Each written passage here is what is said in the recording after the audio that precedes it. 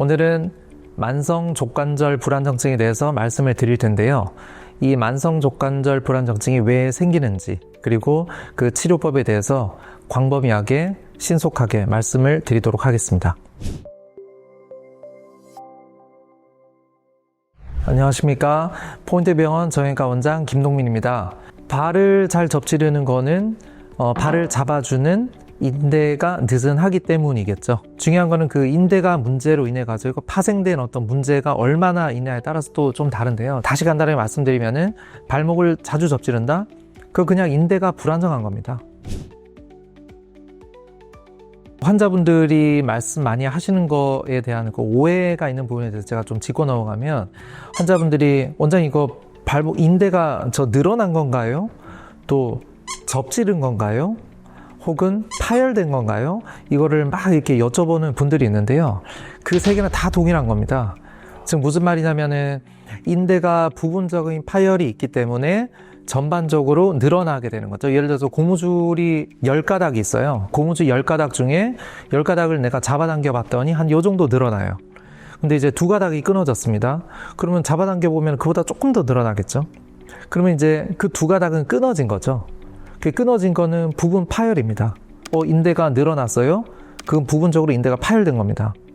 그렇게 이해를 하시면 됩니다. 그 다음에 염좌라고 하는 것도 인대가 삐었다, 인대가 부분적으로 파열이 된 거를 의미를 하는 거죠. 그 세 가지는 다 동일한 의미다라고 생각하시면 될 것 같습니다. 대부분의 인대의 급성기 염좌 혹은 급성기 손상, 파열은 대부분 고정만 잘 하셔도 잘 낫습니다. 인대라고 하는 거는 콜라겐인데요. 근데 그 콜라겐이라 하는 거는 이제 양질의 콜라겐이 있고, 자세히 들여다보면은 조금 더 좋지 못한 콜라겐이 있습니다. 근데 이제 한번 끊어진 콜라겐은 양질의 콜라겐으로 돌아올 수는 없습니다. 근데 이제 그거를 대체하는 다른 콜라겐으로 이제 연결이 되는 거고, 그 대체된 콜라겐만으로도 대부분 거의 98%, 99%의 사람들은 아무 문제 없이 일생을 잘 살아갈 수가 있습니다. 그냥 이제 확률적으로 말씀드리면은 수술적 치료가 필요 없는 분들이 대다수고, 나머지 아주 100명 중에 한두 명 정도 수술적 치료를 요하는데요. 그 100명 중에 한두 명 정도 해당하는 수술적 정증의 가장 흔한 원인은 만성으로 접지르는 분들이죠. 예를 들어서 한 달에 원장님 저 한 2-3번씩 접질러요. 그 다음에 내가 장거리 운전을 할 때마다 엑셀을 밟으면은 항상 아파옵니다. 이런 분들 같은 경우는 그거를 심각하게 저희가 받아들이고 조금 더 추가적인 검사를 해보고, 혹시나 수술적 치료가 필요한지를 한번 봅시다 라고 얘기를 하는 거고, 혹은 자주 접질르는 어떤 일을 하시는 분들, 그 대표적인 경우가 이제 스포츠 선수들이죠. 그런 분들 같은 경우는 이제 다른 일반인들에 비해서 훨씬 더 많은 어떤 수행 능력을 필요로 하기 때문에 그런 경우는 더 단단한 인대를 필요로 합니다. 그런 경우는 아주 양질의 콜라겐으로 된 인대가 필요한 거죠. 그런 경우는 수술적 치료가 필요하겠습니다. 첫 번째는 원래 있었던 인대를 그대로 이어주는 겁니다. 그거를 우리는 봉합술이라고 합니다. 꼬매는 것 자체는 어딜 가나 다 똑같이 꼬맵니다.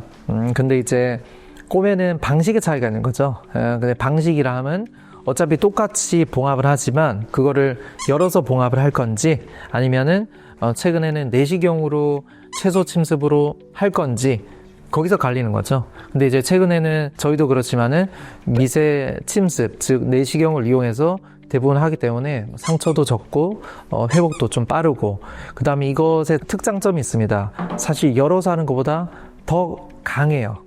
타겟으로 하는 거는 인대와 근막입니다. 인대를 꼬매고 근막으로서 보강을 하는 건데요.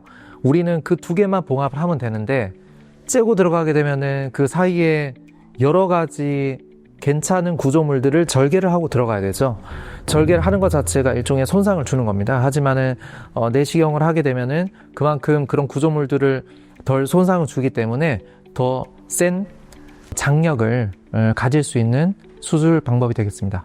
하지만 이제 인대를 재건을 하는 거는 어떤가요? 재건술은 어떤가요? 라고 얘기를 하시는데, 재건술이라 하면 그대로 이어주는 게 아니라 그 인대를 이어줄 게 없기 때문에 하나 새로 만드는 거예요. 근데 이제 새로 만드는 인대는 원래 있었던 그 인대만큼 될 수가 없습니다. 그래서 재건술의 개념은 봉합술의 개념보다는 2차적으로 어쩔 수 없을 때 하는 더 복잡한 수술 방법이다라고 생각을 하시면 될 것 같습니다. 일반적으로 인대 봉합술을 하게 되면은 다음날부터 걸으셔도 돼요, 사실. 그 실이 굉장히 많이 발전을 했기 때문에 웬만한 힘으로도 잘 안 끊어집니다. 그래서 그 실로서 저희가 대부분 다 봉합을 하기 때문에 거의 다음날부터 사실은 걸어도 된다라고 얘기를 드리고 있고요. 하지만 아무래도 통증이 있겠죠. 그러면 이제 처음에는 쩔뚝거리면서 걷거나 아니면 힘드시면 목발 짚고 걸으세요. 즉 수술 직후부터 천천히 체중 부하가 가능하다라고 생각하시면 되고, 근데 일반적으로 이제 환자분들이 원장님 이제는 통증이 좀 덜하고 일상적인 생활에 무리가 크게 없습니다 라고 얘기가 나오는 시기가 6주에서 3개월이에요. 하지만은 예전에 하던 어떤 그 접촉이 많은 어떤 스포츠를 하고 싶다, 그런 걸 보통 한 3개월을 봅니다. 네, 앞서 수술에 대해서 제가 말씀드렸는데요. 사실은 대부분 사람들은 수술이 필요가 없어요. 그럼 제가 항상 환자분들에게 말씀드리는 게 있습니다. 발목이 잘 접지르는 요건을 안 갖추시면 된다. 환자분 스스로가 할 수 있는 것, 접지르지 않는 곳에 가면 됩니다. 즉 산, 밑에 돌뿌리가 많은 곳, 발목이 휘청휘청 거리는 곳, 이런 데 안 가시면 돼요. 첫 번째. 그다음 두 번째는 그만큼 발목이 안정화될 수 있는 근력을 키우시면 돼요. 그 근력을 키우는 방법은 요즘 너무 많이 나와 있죠. 저희 그 유튜브에도 잘 나와 있고, 그래서 발목 근력 강화 운동이라는 것을 열심히 하시면 됩니다. 마지막으로 처지지 않는 발목을 잘 만드셔야 되는데, 발목이 처지지 않는다는 다른 말은 발목 위로 잘 올라와야겠죠. 발목을 위로 올리는 것은 아킬레스 스트레칭을 열심히 하셔야 돼요. 그래서 항상 제가 환자분들에게 말씀드리는 게, 아킬레스 스트레칭 하는 것만으로도 대부분의 족부, 발 질환을 예방을 할 수가 있습니다. 그래서 아킬레스 스트레칭 마지막으로 열심히 하세요. 이렇게 말씀드리고 있습니다. 네, 지금까지 포인트 병원 정형외과 김동민 원장이었습니다. 감사합니다.